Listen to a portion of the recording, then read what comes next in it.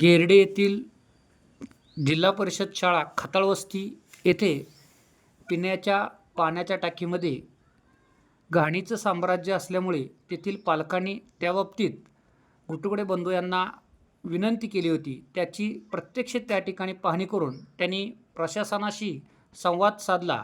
त्यावेळेस त्याच्या संवादावरती कशा प्रकारे दखल घेतली प्रशासनाने हे आपण पाहूयात. हॅलो,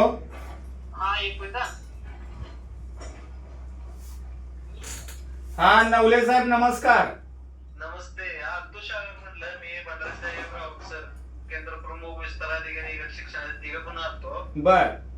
गेले टाकीवर सोडून हे सगळं चेक केलंय. त्यांनी तुटली सकाळी टाकी. कोणी? आणि हे टाकी ग्रामपंचायत ग्रामपंचायतची कांबळे बसलेली टाकी ती हा ग्रामपंचायतची शाळेच्या हद्दीत आहे आपल्या. मग त्याच्या शाळेचा काही संबंध नाही का? शाळेचा आहे सांगतेच सांगतो तुम्हाला. त्या संदर्भात मुख्याध्यापकांनी सांगितले पत्रकार फिल्टर बसवलंय त्यांनी ह्याच्यात आपल्या शालेय पोषणच्या ह्याच्यात. त्या फिल्टर चालू नाही. फिल्टर चालू करण्यासंदर्भात मी शाळेच्या मुख्याध्यापक मॅडमला मी पत्र करायला सांगितलंय. पत्र करून त्यांनी नाही बसवले तर मग याला ग्रामसेवक आहे रिस्पॉन्सिबल. हे बघा नवले साहेब, तुमचं काम केलंय त्याबद्दल तुमचा आभारीच आहे. तुमचा आमचं संबंध चांगला आहे ती.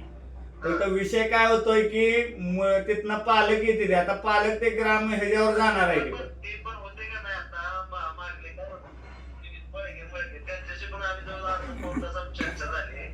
त्यांना मी सांगितलंय शाळा समिती अध्यक्ष या लागले ते आले की त्यांना मी मॅडमच्या आणि अध्यक्ष सहीला ग्रामपंचायतला पत्र करून ठेवा. त्या मॅडमला काय केलंय मॅडमने हे सांगितलंय पण फोनवर सांगितलंय टाकी ही करा.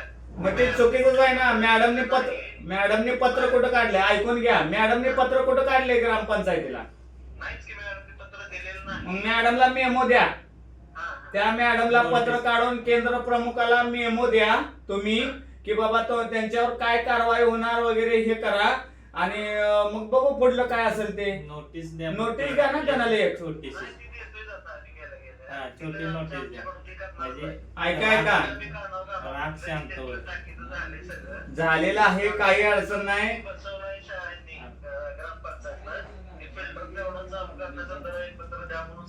त्या मुख्याध्यापकाला मेमो फक्त पत्र द्या.